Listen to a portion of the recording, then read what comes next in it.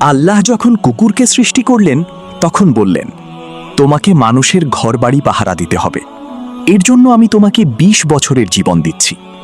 কুকুর বলল, হে আল্লাহ, আমার জন্য ১০ বছরই যথেষ্ট, এত দীর্ঘ জীবন আমার প্রয়োজন নেই। আল্লাহ বললেন, ঠিক আছে। এরপর আল্লাহ বানরকে সৃষ্টি করলেন এবং বললেন, তোমাকে মানুষকে হাসাতে হবে, এর জন্য আমি তোমাকে ২০ বছরের জীবন দিচ্ছি। বানর বলল, হে আল্লাহ, আমার জন্য ১০ বছরই যথেষ্ট। আল্লাহ বললেন, ঠিক আছে।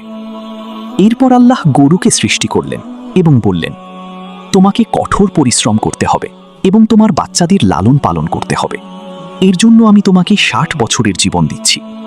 গরু বলল, হে আল্লাহ, ৬০ বছর অনেক বেশি, আমাকে ২০ বছর দিলেই হবে।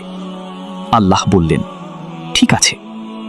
অবশেষে যখন মানুষের পালা এলো, আল্লাহ বললেন, আমি তোমাকে ২০ বছরের জীবন দিচ্ছি। মানুষ বলল, হে আল্লাহ, ২০ বছর খুবই কম।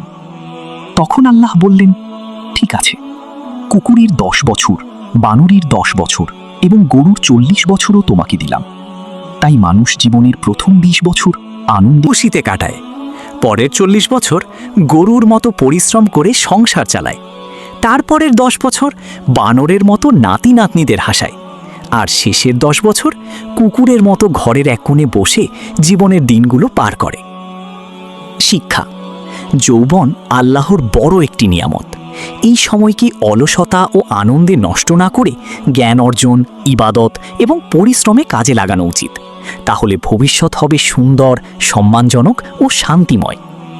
দ্রষ্টব্য: এটি একটি শিক্ষামূলক উপকথা, ইসলামের কোনো সহি কুরআন হাদিস ভিত্তিক ঘটনা নয়।